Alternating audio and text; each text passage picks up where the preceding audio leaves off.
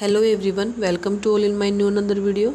Now we start question number 6 of exercise 3.2 understanding quadrilateral chapter 3rd of class 8. So इसमें हमें दो part दिए हुए हैं. फर्स्ट पार्ट में हमें दिया हुआ है what is the minimum interior angle possible for a regular polygon. इसने ये कहा है कि मिनिमम इंटीरियर एंगल मतलब कम से कम इंटीरियर एंगल क्या पॉसिबल होगा एक रेगुलर पॉलीगन में और क्यों. क्लियर. सो देखिए, अगर हमें पॉलीगन बनाना है तो हमें उसके लिए कम से कम कितनी साइड्स की रिक्वायर होंगी. 3 साइड्स की कम से कम. इसने कम से कम पूछा है तो ए पार्ट हम यहाँ पर करेंगे. तो हमें कम से कम जो है 3 साइड्स की रिक्वायरमेंट होगी और 3 साइड्स की रिक्वायरमेंट से हमें जो शेप मिलेगी वो किस शेप मिलेगी, कौन सी शेप मिलेगी, वो हमारी ट्रायंगल शेप होगी. तो हम यहाँ पर लिखेंगे minimum 3 sides are required to make a regular polygon. कि किसी भी रेगुलर पॉलीगन को, पॉलीगन हमने डिस्कस किया था कि हमारी जो है लाइन सेगमेंट से बनी हुई एक फिगर होती है जो क्लोज होती है. ठीक है. तो क्लोज्ड रेगुलर पॉलीगन अगर हमें रिक्वायरमेंट चाहिए साइड्स की तो वो हमारी साइड्स होती हैं 3 जो हमारी ट्रायंगल शेप में होती हैं. अब इसने बोला है रेगुलर पॉलीगन होगी. अगर ये रेगुलर हमारी ट्रायंगल है तो इस रेगुलर ट्रायंगल को हम बोलेंगे इक्विलेटरल ट्रायंगल.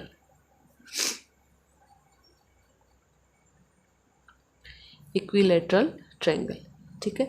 इक्विलेटरल ट्रायंगल बोलेंगे तो इसके जो सभी साइड्स हैं इक्विलेटरल ट्रायंगल के वो सारी साइड्स इक्वल होंगी. क्लियर. सो सभी साइड्स इक्वल होंगी तो सभी एंगल भी इक्वल होंगे इक्विलेटरल ट्रायंगल के. तो इक्विलेटरल ट्रायंगल में हम यहाँ पर लिखेंगे all sides are equal in equilateral triangle. सभी साइड्स जो हैं इक्वल होगी.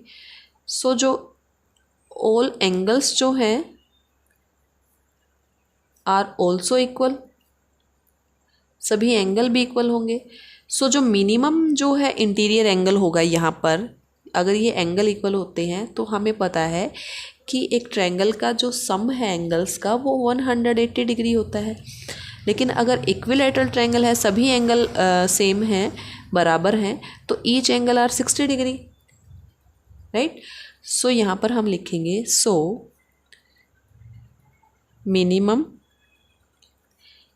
Interior angle possible in regular polygon वो होगा हमारा 60 डिग्री. क्लियर.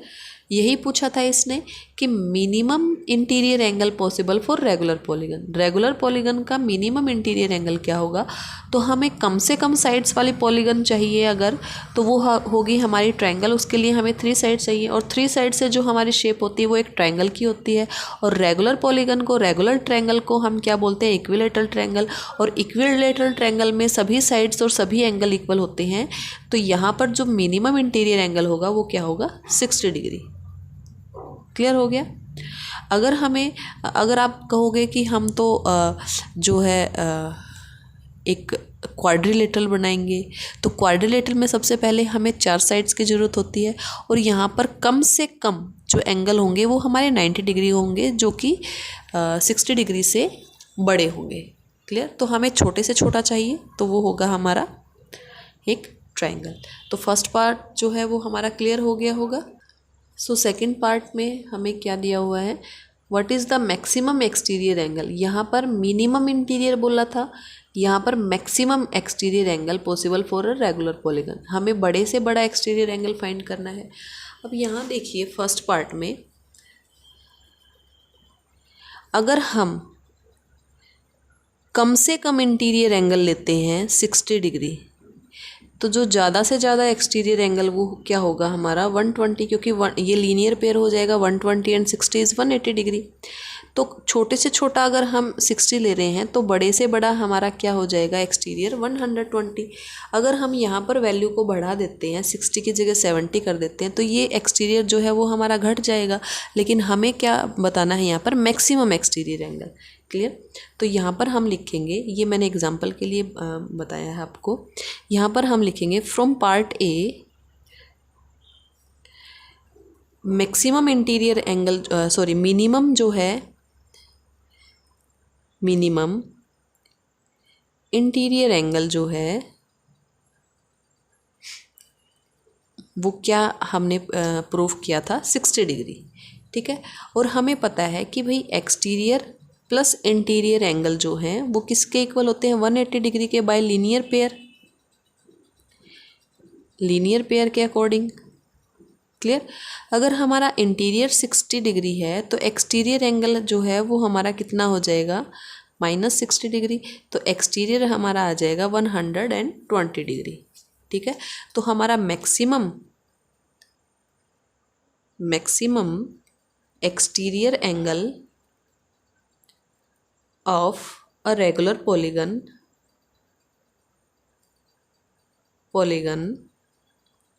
वो कितना हो जाएगा हमारा 120 डिग्री। ठीक है।